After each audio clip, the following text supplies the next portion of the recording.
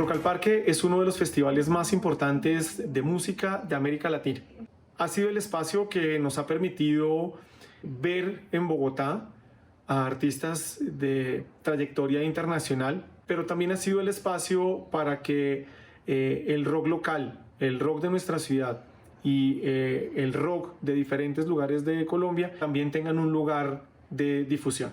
Rock al Parque no solo ha sido un referente de identidad para Bogotá, sino que también ha sido el punto de encuentro de personas de diferentes edades, diferentes localidades, de diferentes sectores de la ciudad, para alrededor de la música compartir y convivir. Pero el rock en Bogotá es más que Rock al Parque. Aterciopelados, La Derecha, 1280 Almas, La Pestilencia, Ultrágeno, Pepa Fresa, Compañía Ilimitada, en fin, hay una gran variedad de bandas que tuvieron origen en nuestra ciudad. También ha sido protagonista de la moda y de diferentes tiendas que se han especializado en vender ropa, música, accesorios, en fin, muchas cosas alrededor del rock. Y aunque es evidente que no ha sido una historia constante, una relación permanente, visible para todos en nuestra ciudad, esta noche vamos a conversar con dos personas que saben mucho de música, que saben mucho de rock, que han vivido la ciudad, que han experimentado esa relación entre rock, música, cultura y ciudad, y que nos van a ayudar a entender más sobre esta dinámica cultural tan importante en nuestra ciudad. Ya nos vemos en Planeta Bogotá de Mesa Capital por Canal Capital.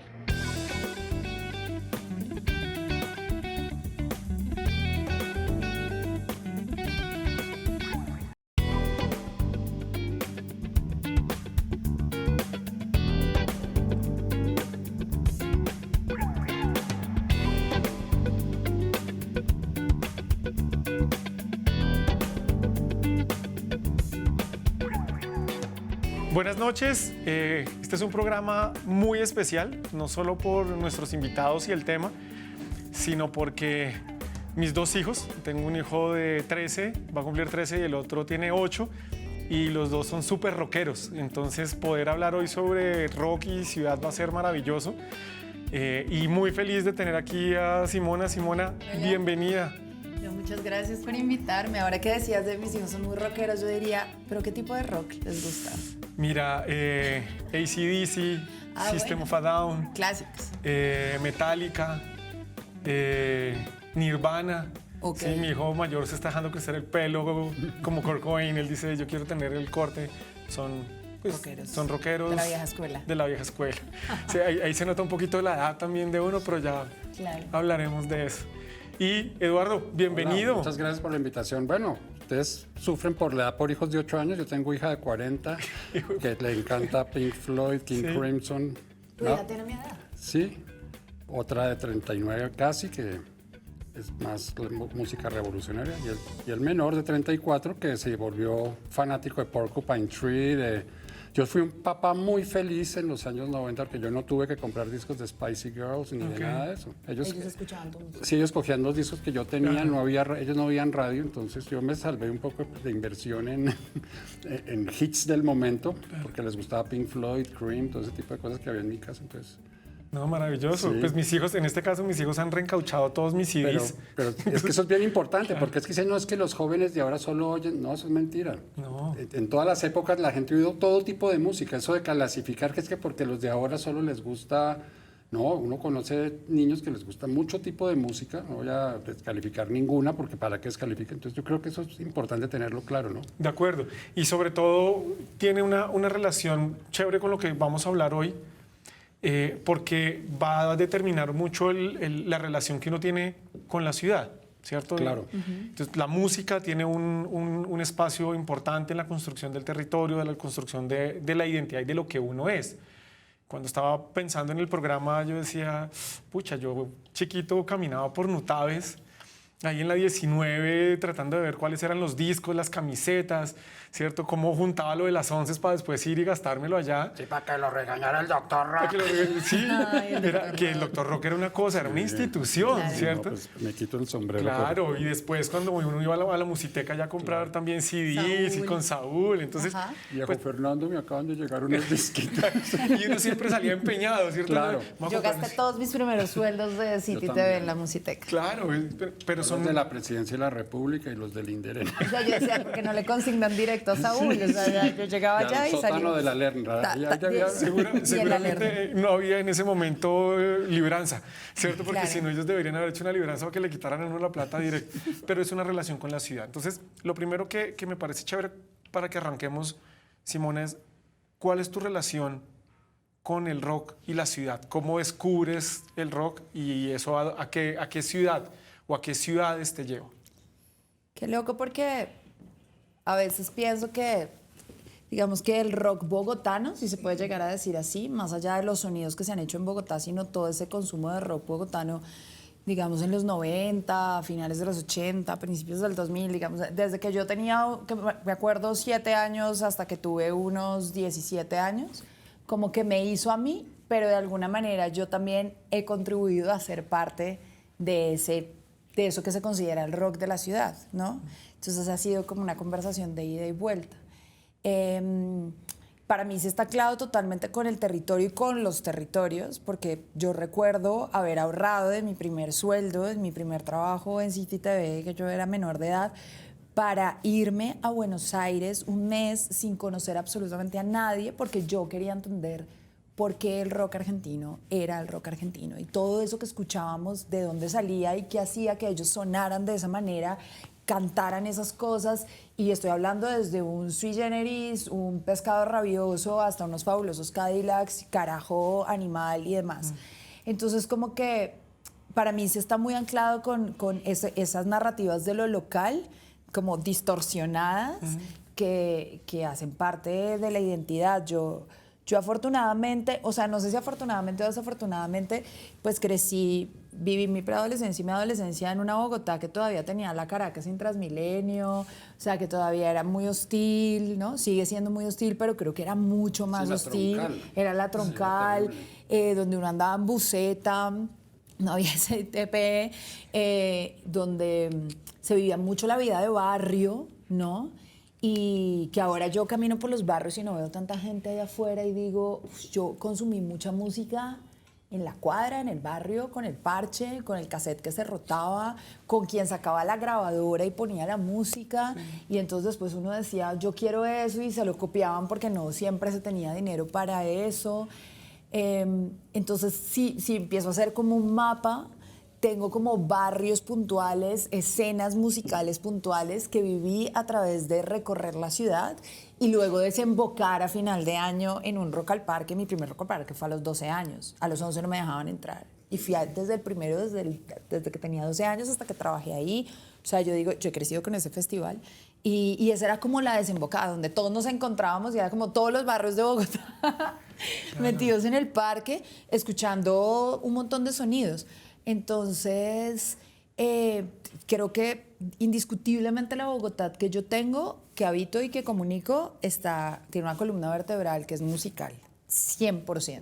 Hay gente que seguramente la tiene en la gastronomía, en la literatura, en el cine, en el oficio que hace. Para mí, cada cuadra, cada esquina, cada momento, cada época tiene un disco, un sonido, un parche, un grupo musical que se gestó ahí y que ahora es famoso, tiene tantos discos, está girando, bandas que vi crecer desde su origen. Okay. Y eso me parece como muy bello, ¿no? Sí. Algún momento tendré que contarlo más, pero es bien bonito. Pero además es que es una historia vivida y esas historias vividas tienen una potencia enorme.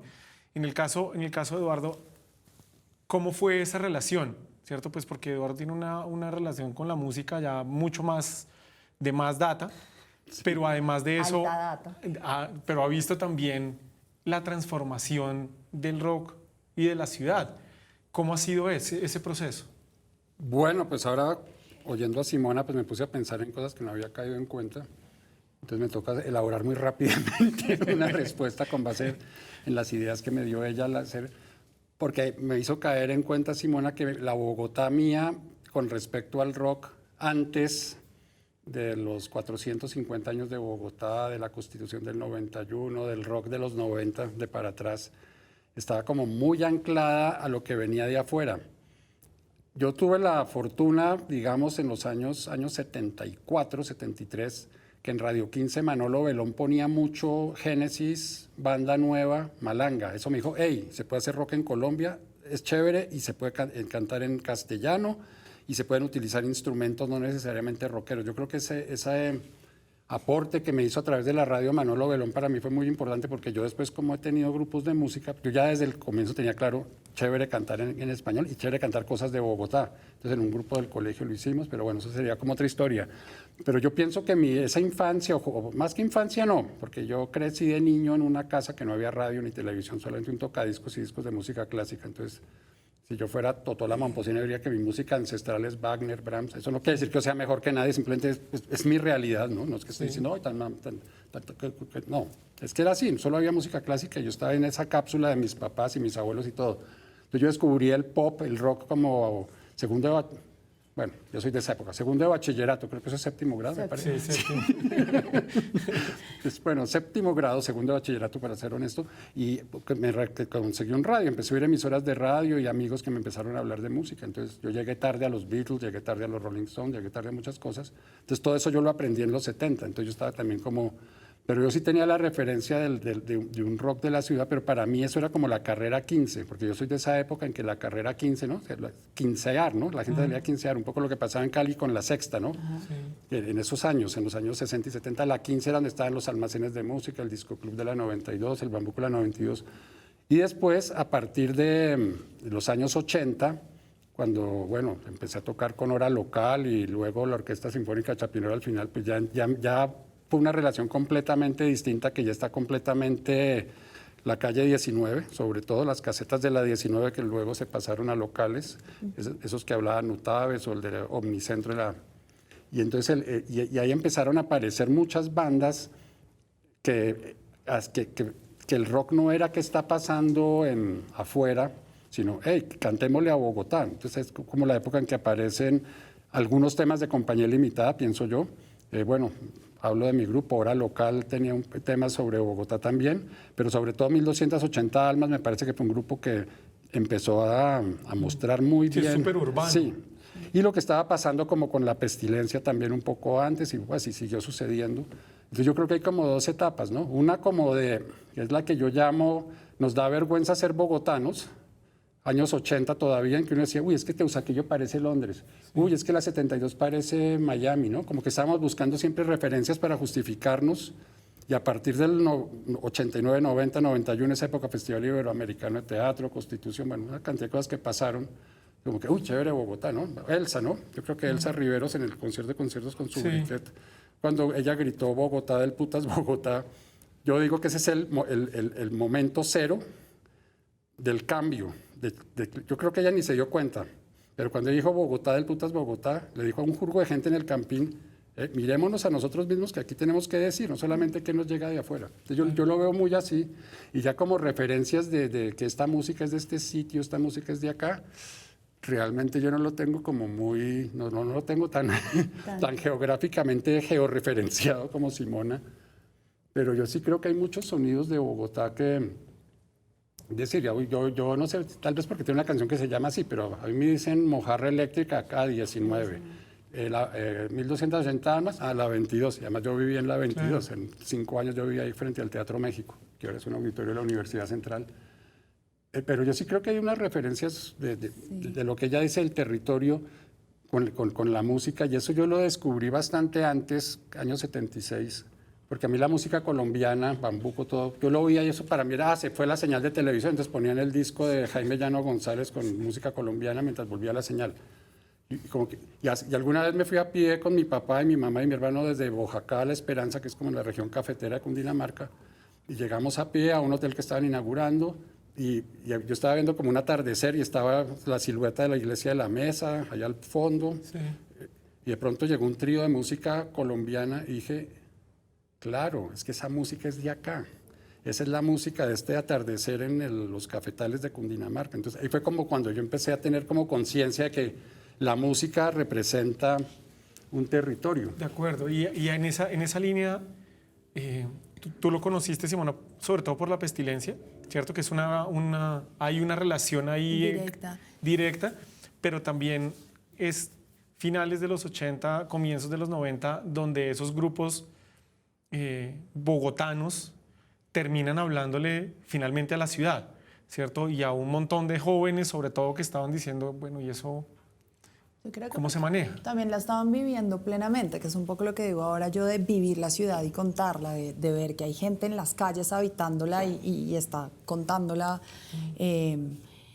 Obviamente no había dispositivos móviles, no había también internet, o sea, no había como esas distracciones, como que la realidad era el 3D y qué vamos a hablar y sobre lo que está ¿Y de pasando. dónde sale la información? Que era mucho más difícil que ahora. Claro, digamos que entonces como que ahora de alguna manera en esa conversación global que estamos nos hace perder, pienso yo de alguna manera nostálgica, como esa narrativa de lo local, ¿no? Porque estamos siempre en la conversación global. Y en ese momento pues todo era muy, muy local, y incluso desde antes. Yo, digamos que a diferencia de Eduardo, yo crecí en una familia súper artística y musical. En realidad mi familia querían que fuera músico y yo casi que mi disidencia Yo fue también dedicarme estuve en el conservatorio de niños, pero solo cual. música clásica. Es decir, yo parecía pues de la escuela del maestro Jorge Sorno. Solo música clásica, solo música clásica, olvídese. Entonces, claro, digamos que a mí me pasó que parte de mi disidencia fue terminar en los medios de comunicación, pero yo estudié en el Conservatorio de la Nacional mucho tiempo y en la Fundación Nueva Cultura, pero además, aparte de eso, en mi familia, o sea, mi mamá dirigió el Teatro del Parque en el Parque Nacional, pues es actriz y es actriz, y ella todo alrededor, por ejemplo, cuando surgió La Mojarra Eléctrica, Curupira, Beatriz Castaño, toda esa onda de esa música, de ese hipismo también, de la gente que hacía teatro, pero que también tenía esa relación con música. Yo crecí un poco de esa manera, con unas bandas sonoras también bastante fuertes a nivel político, ¿no? Que luego, cuando yo ya voy creciendo, muchos de esos amigos o hijos de artistas con los que yo crecí también se desarrollan como músicos. Y luego, particularmente en lo que ahora tú preguntabas, empiezo, digamos, como a habitar la música, no solo en la Nacional, en el conservatorio, en esos músicos, sino también en el barrio. Entonces empieza a pasar que yo empiezo a recorrer la ciudad de esta manera y empiezo a ir a otros barrios gracias a la música. Okay. Entonces, tipo, conocí Unicentro, por ejemplo, y la calle 127, porque en el Instituto Pedagógico Nacional estudiaba un parche de amigos que les gustaba el ska. Yo había conocido a un root boy que era pues bastante fan de Madness, bueno, de toda esta onda. Y sus amigos estaban empezando a armar una banda y eran sus amigos de colegio. Esos amigos era el combo de Escampida, que es una banda que pues ahora como que es pues, un clásico del ska local. Y yo me acuerdo que yo me iba en buseta hasta allá en el colegio para poder estar con ellos y de alguna manera ahí empecé a conocer. Conocí a Mano Negra, gracias a los Escampidas, conocí a los Clash, conocí a Madness, conocí a Specials y a Desorden Público, a todas las bandas de ska y a toda la movida de los Root Boys de Bogotá. Entonces yo recuerdo haber conocido La Calleja, por ejemplo, porque allá había conciertos de ska. Entonces yo vivía al otro lado de la ciudad, muy, muy, muy lejos, y me iba hasta La Calleja porque allá había conciertos. El auditorio, ¿no? El auditorio de sí, La Calleja. Claro. Total. También, por ejemplo, conocí toda la 82 porque había un grupo de músicos que en ese momento se llamaba Calefón. Yo tenía como 12, 13, 14 años y ellos hacían puros covers también de Charly García, de toda la onda argentina. Yo tenía un carro, pues mi papá tenía un carro, yo tenía una novia. Ajá. Y esa novia era súper amiga de Calefón.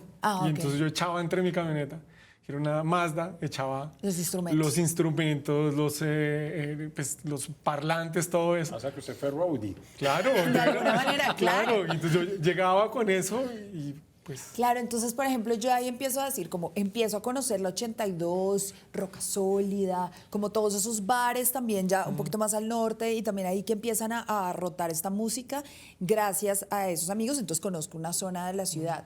Luego también toda la zona de Chapinero, donde había muchos de los skinheads que habían ahí, también mucha gente que escuchaba ska, todo el combo de La Severa Matacera, Doctor Crápula, de Claxon, y yo te estoy hablando que yo tengo 15, 16 años. Y entonces empiezo a recorrer la ciudad de esa manera, con el centro, que bueno, es mi barrio, ¿sí? Ahora y hace rato. En realidad todo el punk que se vivía ahí, si uno quería entender, yo recuerdo haber conocido a Andrea, a Paola, a las Policarpa y sus Viciosas en el centro, yo siendo menor de edad, adolescente, y existía el Antifaz, o sea, yo me metía a bares también menores de edad, eso no se debe hacer, pero ahí conocí también mucho parche y DJs, ¿no? DJ Juangui, Giovanni, que además empezaban a rotar mucha música, estaba el Quiebracanto, muchos artistas también tocaban ahí, y estaba todo el combo de la 19, y ahí en la 19 empecé a entender muchas cosas. En la Nacional, claro, las 1280 Almas, de los venues más grandes que tenían era su propia universidad, y yo estudiaba en el Colegio de la Nacional, entonces yo también, de mis primeros conciertos fueron Las Almas y los Aterciopelados, yo en uniforme, viéndolos en la Nacional, y el primer cassette que yo recibí de una banda nacional fue de mi tía, que es filósofa, que me dijo, hay un estudiante que me regaló este cassette de su banda y era el Háblame de Horror de las 1280 Almas. Y me dice, mira, Simona, se puede colorear. Yo no lo he coloreado hasta la fecha, pero es como empezar, como que empecé a habitar la ciudad y a ponerle banda sonora. Perdón, el primer cassette de ellos, el que lanzaron en cassette. El Háblame de Horror, ese lo tengo. Y ya luego, por supuesto, gracias a los Escampida, llega La Pestilencia a mi vida a mis 16 años.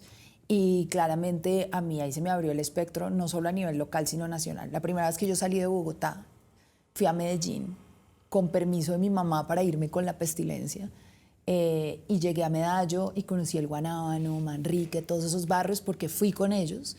Y ellos, yo me acuerdo sentada, no sé, en el barrio Poblado y ellos contándome esa Medellín que vivieron antes y por qué sonaban como sonaban. Yo era ahí como la mascota de La Peste. Y es decir, empieza uno a conocer no solo su ciudad, sino el país a través de la música. Y a mí eso me parece que es invaluable. Tal vez si yo hubiera tenido plataformas digitales, no hubiera habitado tantos espacios y estuviera en una pantalla, me hubiera perdido de eso. Ni siquiera lo habrías viajado. No, nunca. Eduardo, hay un artículo que usted escribe sobre el rock en Colombia y trabaja el tema de Bogotá. Y habla del rock del norte y el hardcore, el metal, todo lo que está pasando y el punk que está pasando en el sur de la ciudad. ¿Sí? ¿Cómo entender esa relación entre la música y, digamos, hay una división socioeconómica de la ciudad en esa época en la que usted lo estaba leyendo? Pues yo lo que recuerdo de esa época, que son los 80, ¿no? Pues yo estaba, pues en la época en que arrancó Hora Local, el grupo que todavía existe, pues en teoría, pues logramos cuadrar un ensayo para el próximo martes, creo, después de no sé cuántos meses, ahora seguimos, pero en esa época sí teníamos una actividad como más, bastante, entonces había como grupos, como en la zona de la 82, ¿no? Que estaba Metro Bar, estaba Nix, estaba Pipeline, y estaban como la escena que yo no conocí. Yo la única vez que vi a La Pestilencia en vivo fue en La Candelaria, que tocaron en un sitio muy chiquito. Pero yo sí me acuerdo de algo que sí me refiere a lo que usted está diciendo, que es que yo trabajaba en la prensa y yo me entusiasmé mucho por La Pestilencia, porque el primer álbum, el LP, pues de La Muerte, un compromiso de todos. Entonces yo me fui a la 19 a entrevistar a Héctor, ¿no? Que después haría Aterciopelados. Y ya Héctor lo miraban rayado, los de ahí, porque es el como así que está hablando con un periodista, pues, no sé, ¿usted qué hace haciéndose publicidad? No se sé. Vendió. Sí, exacto, se vendió. Claro. Y en esa época había una cosa que afortunadamente ya no pasa, no porque me parezca mal, sino que lo chévere de la música es oír de todo y conocer de todo y disfrutarlo todo. Pero en esa época era muy normal oír decir, no, es que yo soy thrash metal y lo demás es plástico. Sí. Es que yo soy speed metal y lo demás es plástico. Es que yo soy death metal y lo demás es plástico. Es que yo soy hardcore y lo demás es plástico. Que me recuerda a ciertas iglesias que dicen, no, es que la verdad es los del sexto día y los demás son herejes, ¿no? No, pero es que la verdad, es decir, un poco eso, ¿no? Como religiones. Yo soy de esta religión, de esta otra. yo crecí mucho en esa, pues cuando yo era chiquito en el colegio, pues yo también tuve mucho ese tipo de dogmatismo, fanatismo. No solo el rock progresivo es bueno, solo el rock británico es bueno, ese tipo de cosas, ¿no? Y que el disco es una porquería, no, pues... Entonces es normal eso, pero sí había mucho eso. Y yo creo que uno de los grandes aportes para mí de Rock al Parque es que de alguna manera puso a dialogar, como decías tú, a todos esos públicos, por lo menos no a dialogar, a oírse. Porque al principio, no sé, había como diferencias, ¿no? Y que el día tal y unos iban para acá y otros para allá, pero cuando uno va ahora a Rock al Parque, uno encuentra públicos de todo tipo dispuestos a oír o a no oír, pero como... Y yo pienso que la música, pues eso sí pasaba en esa época un poco, ¿no? Entonces, claro, entonces eran los plásticos, entonces digamos que yo, pues por ser de hora local, pues formaba el combo, pues obviamente mucho más famosos ellos, pero yo era como de la categoría Pasaporte, Compañía Limitada, Alerta Roja, ¿no? Los que grababan discos. Los gomelos. Sí, los gomelos, exactamente. Sí, esa es la palabra exacta. Pero Asumido. sí, hay que asumirlo. Sí, no, pues yo qué culpa tengo. Sí, yo no dije quiero nacer, yo nací donde nací y ya. Uno le toca. Pero a mí sí me parecía importante tratar de entender y conocer qué estaba pasando en otras escenas. Y yo había trabajado un poco antes con Silvia Duzán, la periodista que asesinaron los paramilitares, sobre ese tema de las pandillas, de las tribus urbanas, que en esa época eso no aparecía en ninguna parte. Eso yo creo que fue un tema en el que Silvia fue un poco pionera, porque ese también es otro cambio que para mí es fundamental cuando hablaban de ese cambio de los 90, y es que en los 90 el rock, lo que pasa en la ciudad, comenzó a ser de interés para la academia. Antes un antropólogo era campesinos, indígenas, afros, arqueología. No, la ciudad no, eso no es es decir, pero de pronto apareció en Colcultura, tenían un programa, hicieron programas del rock en Bogotá. Eso era algo inaudito en los años 60, 70, lo que se llama la gran cultura se fijara en las tribus, algo que para nosotros hoy es absolutamente normal que un grupo de rock salga en una página de cultura. De hecho, en La Prensa, el periódico donde yo trabajaba en el 88, hicimos una página de rock, antecitos del concierto de conciertos, y empezamos con que todos los viernes había página de rock. Una idea que afortunadamente, me parece buenísimo que haya sucedido, que también retomaron el tiempo, el espectador. Entonces el rock empezó a aparecer. Si usted busca información de rock de los años 60 en un cromos de esa época es muy difícil, ni siquiera los Beatles. Yo algunas veces fui a la Luis Ángel y qué machara, ya ve revistas cromos, no aparecen los Beatles ni los Rolling Stones, mucho menos los grupos de acá. Ahora sí hay información. Entonces yo pienso que eso también fue importante. Esa página del rock pues marcó una época. Ahí uno veía, no solo salían letras, sino que uno podía conocer más. No le tocaba uno copiarlas. No le tocaba copiarlas, sí. No, y empezó a haber información, porque cuando yo estaba en la universidad, incluso en la universidad, en el colegio, la información que uno tenía de los grupos que era casi que la contracarátula del disco. Claro. Bajista, entonces uno anotaba, John Glasscock. Ay, cambió, ya no es Jeffrey Hammond, ahora es John Glasscock.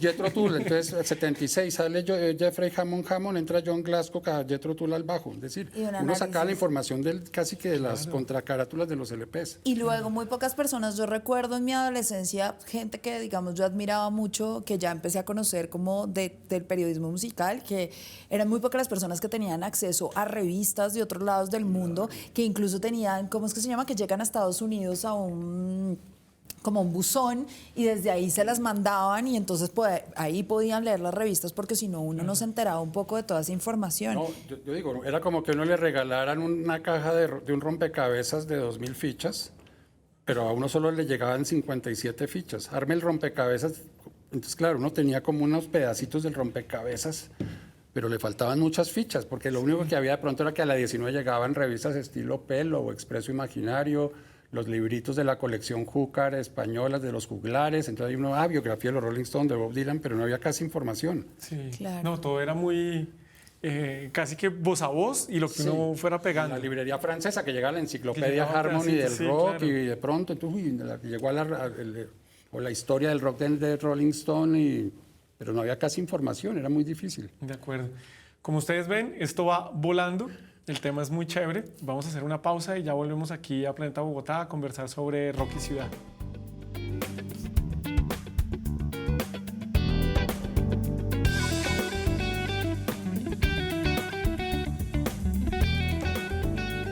Volvemos a Planeta Bogotá para seguir conversando sobre rock y ciudad. Hay un tema del que estamos hablando ahorita, que es esa relación entre el rock, que tiene que ver mucho también con música y momentos de la vida, pero pues yo no puedo entender esa relación si no pienso en Antifaz, tanto el de la Jiménez como el de la 60, Nabos di Costello, que ahí todavía sigue dando lora, Chango, que pucha, ese lugar era donde uno se encontraba.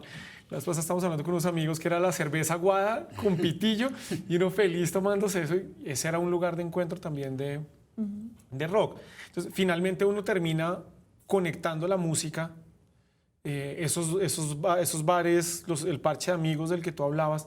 Entonces, aquí la pregunta que me parece clave para seguir entendiendo esta relación es cuando yo me acerco a esos bares o a esa ciudad, yo también estoy generando un vínculo con la moda, porque no son bares uniformes. O sea, los punquetos tienen una, los escateros tienen otra, ¿cierto?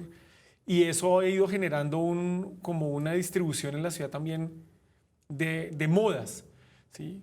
¿Cómo lo veías tú? ¿No era tan evidente en ese momento? ¿Hoy lo entiendes más después de todos estos años dedicados a la música? Claro.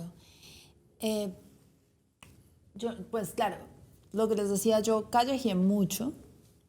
Ahora decía que ojalá mi mamá no viera este programa. Pero ya lo va a ver. Yo callejeé mucho y entonces viví mucho la música en la calle.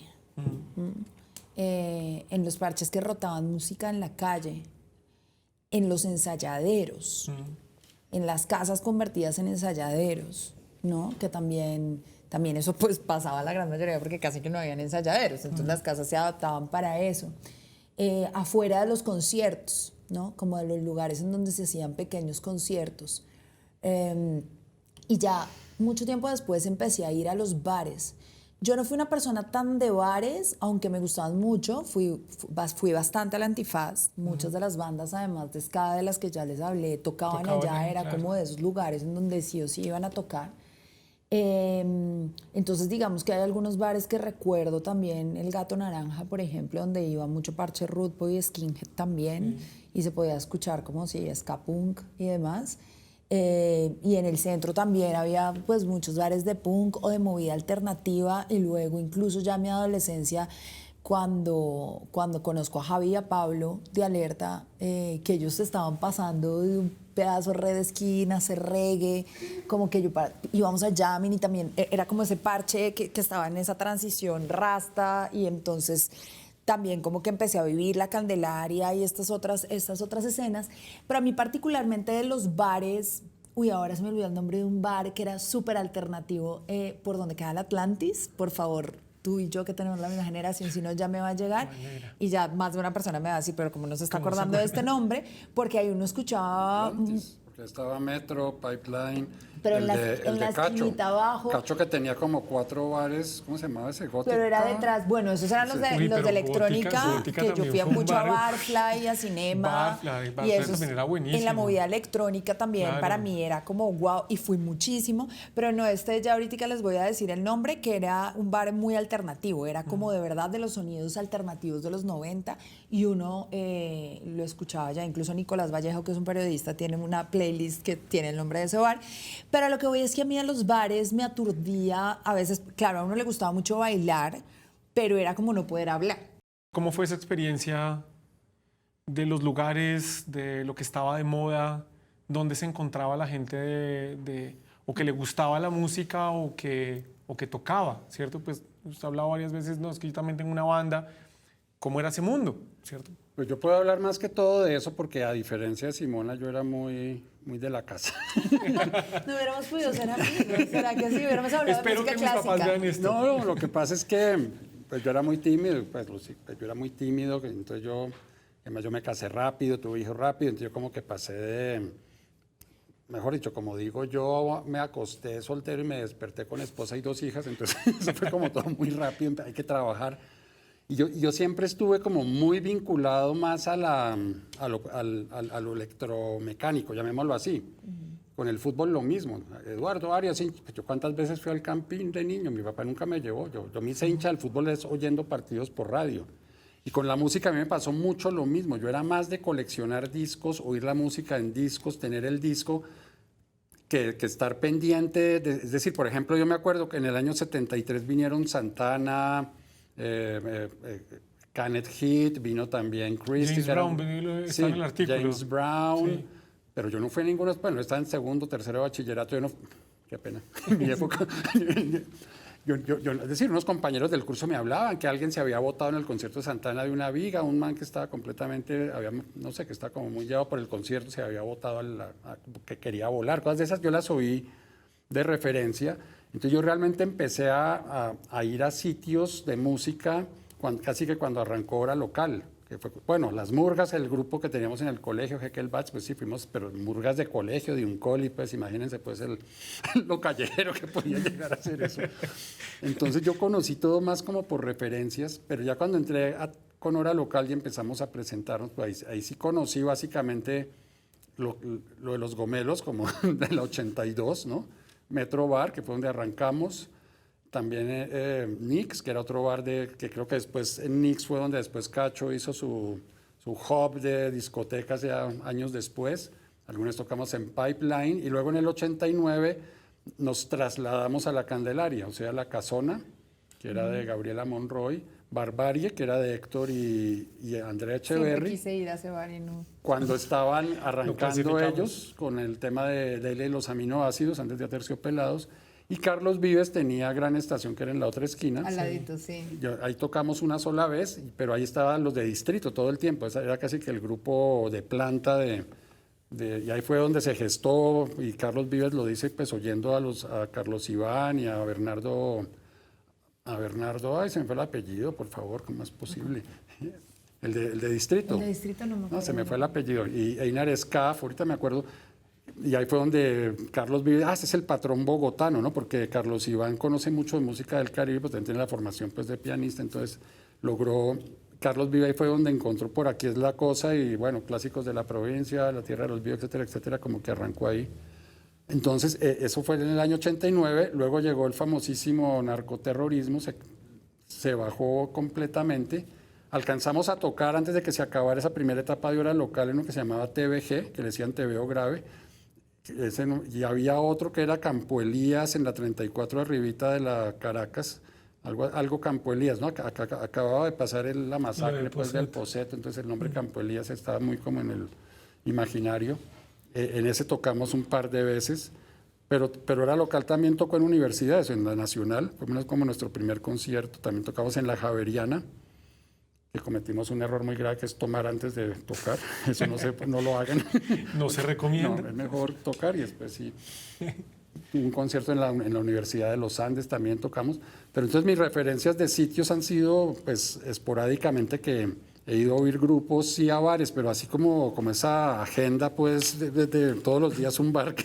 No, todos los días un bar, pero sí a muchos barrios. Claro, sí. Entonces a mí, y la verdad, yo sí lo considero. A mí me hubiera gustado haber tenido ese recorrido de la ciudad pues que si tuviste tú, o usted, no sé, bueno, si tuviste tú.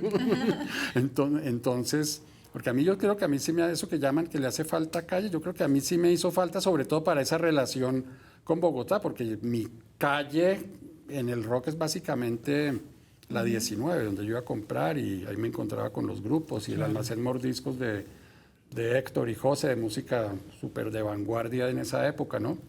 Pero yo creo que a mí sí me hizo falta esos recorridos de haber conocido. Es decir, yo, por ejemplo, siempre he tenido el mito en mi cabeza de Ciudad Berna, porque a mí me decía Héctor, no, es que en Ciudad Berna hay una cantidad de grupos. Entonces, para mí Ciudad Berna es como decir Liverpool. Pues, puta, quiero ir a Liverpool, quiero ir a Ciudad Berna. Claro. Y entonces empieza también cuando uno no está mucho en los sitios, también empieza uno como a mitificarlos un poco, ¿no? Pero también son lugares a los que finalmente uno, pues no necesariamente uno llega, ¿cierto? Tú te movías por diferentes sectores.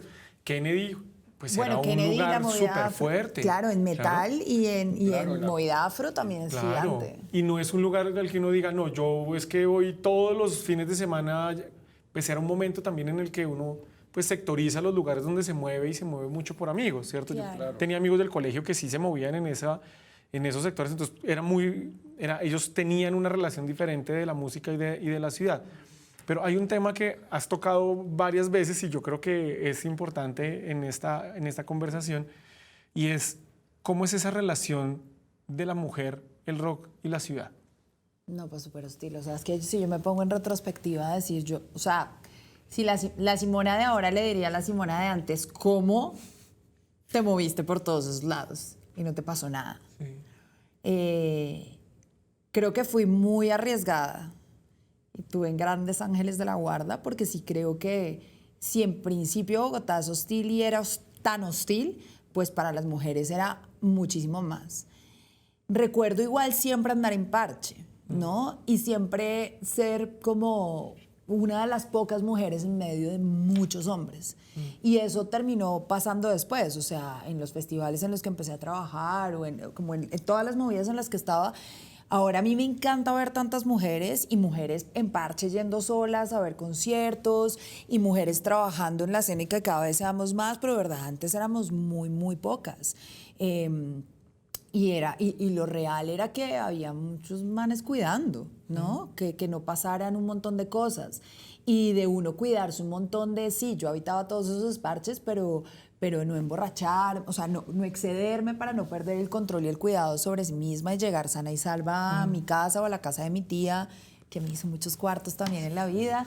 Y entonces era como quiero vivir esto, porque también hay una cosa con relación, un paréntesis, y es que, claro, como yo no podía encontrar la música dentro de mi casa, no porque mi mamá no fuera una gran melómana, que lo es, y en mi casa había mucha música, sino porque no había el poder adquisitivo para tener mucha música dentro de la casa. Y no había plataformas, ¿no? Y sí era la radio, pero yo sentía que la radio no era suficiente porque lo que yo quería escuchar no sonaba en la radio. Es otro problema que había con la radio. Claro, era como, yo quiero escuchar un montón de sonidos que ahí no me están poniendo. Aquí hago un paréntesis hasta que apareció algo que ha sido también muy importante, que es la radio universitaria. Claro. Y la frecuencia joven de la radiodifusión. 4 canales, que nos cambió la vida a todos. Y también la radio, pues, que lo que ahora conocemos como radiónica. Yo creo que en los 90 eso también fue algo muy importante que hubo. Y otro tema, no necesariamente directamente relacionado con esto, pero que también es muy importante para todo lo que ha pasado en la música, que es que además del conservatorio, que estaba muy enfocado en la música clásica, aparecieron las escuelas de música en distintas universidades. Entonces ahora tenemos esa gran cantidad de músicos en todos los ámbitos, desde música sinfónica hasta música absolutamente popular, pasando por el jazz. Es decir, Claro. y eso es bien importante. Yo quiero poner un ejemplo. Una vez fui a un sitio que se llama El Ático 104/19, que un amigo, Abel Lotterstein, pues amigo de mi hija, pues, pero sí, tenía un concierto de guitarra, entonces tocó. Y después se acabó el concierto. Bueno, toquemos. Y empezaban a subir uno detrás de otro. Y uno decía, pucha, ¿De dónde salen? ¿de dónde salen? Es que todos tocaban perfectamente bien bajo, guitarra, batería. Y eso era como quien dice, ay, tomemos una cerveza. Y eso pasaba el otro y uno decía, y es eso. La formación musical ahora en Colombia es muchísimo. Bueno, y todos estos programas tan importantes, música para la convivencia, lo que hace la Orquesta Filarmónica de Bogotá, que casualmente, pues hay que decirlo, cumple 10 años todo su programa de sistema de orquestas y educación en los colegios públicos y que es importantísimo, Batútense. Eso ha fomentado muchísimo no solamente gente que va a oír música, sino gente que crea música. Yo creo que eso también es un cambio fundamental que ha habido. Y otro que me parece, pues yo me puse ya a teorizar un poco, pero bueno, no importa, pero creo que es muy importante para explicar todo lo que ha pasado, es el rock mexicano. Porque yo creo que el rock mexicano, cuando llegó a Colombia, empezó a oírse en forma a comienzos de los 90, hizo posible, oiga, podemos usar música colombiana dentro del rock. No nos tiene que dar vergüenza que haya percusión, porque los mexicanos que tienen, combinan un poco lo que llamaba aterciopelados. Con Cafeta también hay una... Sí, Café Tacuba, una cantidad de grupos hicieron el eso. Tri también era una cosa... Eso fue fundamental para mí, porque entonces los grupos de ahora tienen un sentido de pertenencia como más desparpajado. Y lo que decía Andrea es que nosotros, Aterciopelados, es no la música folclórica necesariamente, la música que suena en la radio en un bus. Ahí hay folclore, pero también está la ranchera, está el tango. Claro. Y no sé si en Buenos Aires, en ese viaje que hiciste, viste lo de la importancia que tiene el tango cuando uno conoce el tango y como esa atmósfera en Buenos Aires, el tango en la música argentina. Sí, que de pronto uno cuando le llegaba el cassette de Sui Generis o el cassette de La Máquina de Hacer Pájaros, grupos de mi época. Pero nos conocemos. De pronto yo no hacía la relación, pero yo de pronto empecé a hacer esa relación con Charly García cuando con esa canción que se llama No soy un extraño, la de Clics Modernos, dije, uy, tango, Charly García. Incluso había una canción de Sui Generis que se llama Tango en Segunda. Yo no la asociaba con el tango, del álbum de Instituciones. Pero entonces yo pienso que todo eso también ayuda a que el rock tenga mucha más volumen. Porque es que en la época de hora local de los 80, pues, voy a caricaturizar un poco, pero es que todos los grupos tenían una canción de la bomba atómica de la Tercera Guerra Mundial. Es decir, las referencias eran como muy de afuera, ¿no? El sonido de las guitarras era así, como Robert Smith, como Cerati. Hora local tiene un sonido muy inspirado en las guitarras de hora local y aún hoy día están absolutamente inspiradas en The Edge, en esos pedales pues, que se usaban en esa época. Entonces yo pienso que eso también ha sido muy importante porque ahora hay una gran cantidad de música y otra cosa que me parece divina, hermosa, es que el rock, ¿qué es? Ni idea. ¿Dónde se acaba el rock y dónde empieza? Cero. Dejemos de clasificar la música como si fuéramos... Yo estudié biología, ¿no? Taxónomos, ¿no? Ah, sí, esto es una laurácea, esto es una mirtácea, esto es una melastomatácea. No, la música... tiene muchos grises. No, es un mestizaje total, la música. Sí, y eso es lo que la hace grande. Y desde hace mucho tiempo es mestiza, porque Mozart usaba música folclórica de Alemania, de Austria, Bartók, lo mismo, es decir. Siempre ha habido un mestizaje musical. Entonces pero todavía hay personas empeñadas, esto es rock, esto no es rock porque... De acuerdo. Claro. Hay una cosa de lo de las chicas que también estaba pensando ahora y es que no solo era como que pocas las que estábamos como saliendo, ¿no? A ver qué era lo que pasaba, sino que también incluso en las bandas eran muy pocas las mujeres, pero eran como unos faros muy claros, ¿no? Dependiendo del sector y del género dentro de este como amplio arcoíris del rock en la ciudad. Entonces, también tengo como recuerdos súper claros de que hace poco lo mencioné, por ejemplo, estar en el centro y ver todo el parche punk y los conciertos de punk y siempre ver a las Policarpa, ¿no? Ellas siempre estaban ahí y en medio de los tropeles que se armaban, porque eso sí, en los 90 y en los 2000 en Bogotá no había parche de rock en donde no hubiera pelea. ¿No? Eso siempre pasaba y había cosas densas que se vivían en la ciudad, porque en realidad somos un país muy violento y veníamos de los 80. Y todos estos hijos de los 80 vivíamos como en familias que estaban en tensión constante, porque yo alcancé a ir al colegio y como que hay una bomba en tal lugar, o sea, como que crecimos con un montón de violencia, entonces de pronto todos podemos salir, pero en la jugada, porque puede pasar cualquier cosa. Entonces yo me acuerdo que en medio de los tropeles las que cuidaban a las chicas eran estas pocas chicas grandes. O sea, recuerdo muchas veces ellas, yo verlas de verdad como heroínas y ellas meternos en lugares como quédate aquí mientras pasa esto. Y eran como las chicas de la banda de punk de Bogotá. Entonces era wow. Y era un combo gigante en donde estaban los de Desarme. O sea, había como un combo muy grande de punk, pero muy pocas mujeres. También pasaba con las chicas que pertenecían, no sé, a la Sharp o que eran skinheads, ¿no? Y eso pasaba en Chapinero, mucho. Y uno veía un parche de, no sé, 20 manes y 2 nenas. Claro. Y ellas eran... Entonces sí era muy arriesgado. Creo que también para trabajar dentro de la música muy pocas bandas tenían mujeres adentro, incluso mujeres roadies, mujeres ingenieras, mujeres managers. O sea, si había una mujer siempre decían, tú eres la fan, y es como, perdón. Y creo que de alguna manera, ahora pensando y volviendo a Rock al Parque, que sin duda alguna ha sido como lo que ha permitido este diálogo colectivo de una ciudad que es demasiado grande, con muchas naturalezas rockeras como tal. Yo recuerdo cuando a mí me tocó empezar a hostear Rock al Parque, ¿no? Y subirme a la tarima, tener conversaciones en donde me decían, porque antes no era locutarlo, era ir a poner la cara ante las 80,000 personas. En medio de pogos, peleas y estados alterados de conciencia del público. Y era como, ¿cómo haces para poder lidiar con ese público siendo una chica? Sí. Y yo digo, gracias a la calle, porque de alguna manera es como haber aprendido muchas formas de relacionarse de diferentes parches en la ciudad, que estaban todos en el mismo lugar. Entonces... También cuando el PMU llega y dice, pasa esto y cómo controlar, y es como, claro, yo he estado ahí. O ¿sí? O yo he conocido parches de esta manera. Entonces hay que hablar de cierta forma, porque si yo estuviera ahí, ¿cómo me gustaría que me hablaran? Yo llegaba a Rock al Parque desde que abrían la puerta antes de empezar a trabajar en él, hasta que la cerraban. Y entonces yo me escuchaba todas las bandas y estaba en el pogo y estaba en el desespero y en la banda que no me gustaba y que me tocaba aguantármela para poder escuchar la otra.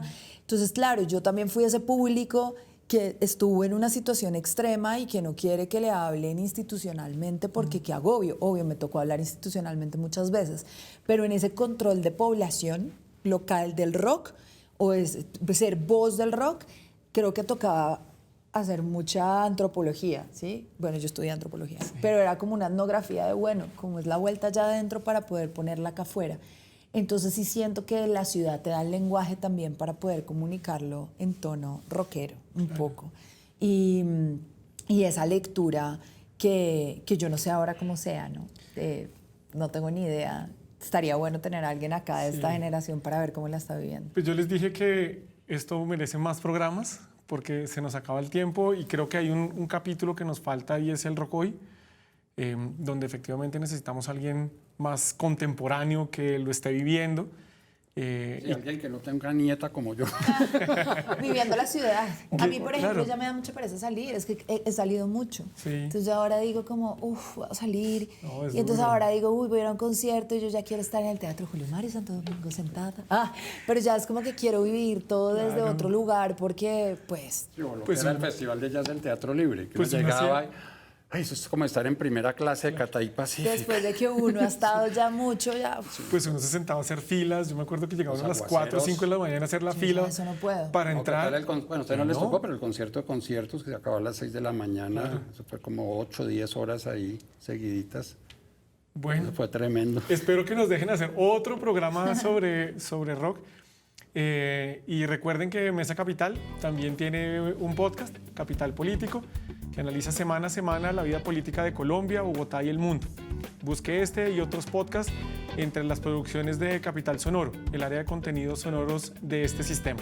Y nos vemos dentro de 8 días aquí en Planeta Bogotá para seguir conversando sobre Bogotá. Y a ustedes muchísimas gracias por haber venido. Muchas gracias por la invitación y a las personas conectadas en el presente y en el futuro, pues un abrazo muy grande. Gracias, y también gracias a esta ciudad que yo creo que a través de sus músicas ha permitido que bajemos los índices de violencia, porque muchos jóvenes que tal vez salieran a hacer otras cosas se han dedicado a la música, se han dedicado al rock, y de verdad un micrófono, una guitarra, un pedal, pues ha modificado la ciudad, y creo que pues eso es invaluable.